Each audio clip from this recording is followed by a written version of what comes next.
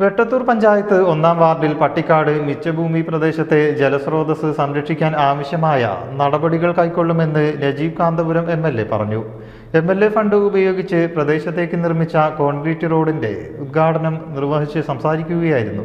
Pattikkad government higher secondary സ്കൂളിലേക്കടക്കം പ്രദേശത്തെ 35ഓളം കുടുംബങ്ങളും ദൈനംദിന ആവശ്യങ്ങൾക്കായി ഉപയോഗിക്കുന്ന ജലസ്രോതസ് നിലവിൽ ഉപയോഗിക്കാൻ കഴിയാത്ത അവസ്ഥയിലാണ് ഉള്ളത്. ഫണ്ട് ഉപയോഗപ്പെടുത്തിയും നാട്ടുകാരുടെ ശ്രമദാനത്തോടു കൂടിയും ഈ ജലസ്രോതസ് സംരക്ഷിക്കുമെന്ന് MLA നജീബ് കാന്തപുരം പറഞ്ഞു.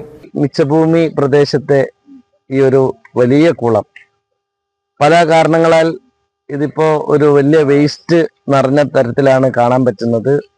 വെള്ളം വളരെ മോശമാണ്.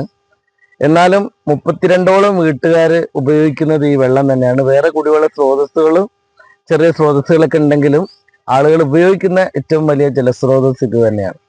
അപ്പോൾ തീർച്ചയായിട്ടും ഈ ഒരു ജലസ്രോതസ് നേരെയാക്കുന്നതിന് വേണ്ടി നമുക്ക് ഇടപെടാൻ പറ്റും.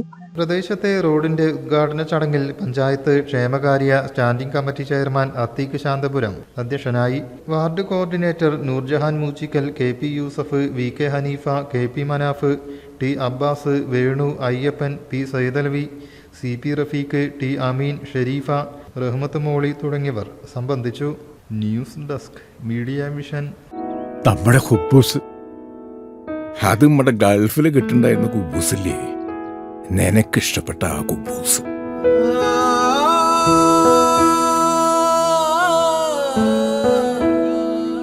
പ്രവാസികൾക്ക് മാത്രല്ല, ഇപ്പൊ നാട്ടിലെല്ലാവർക്കും അൽദാൻ കുബൂസ് മാത്രം മതി.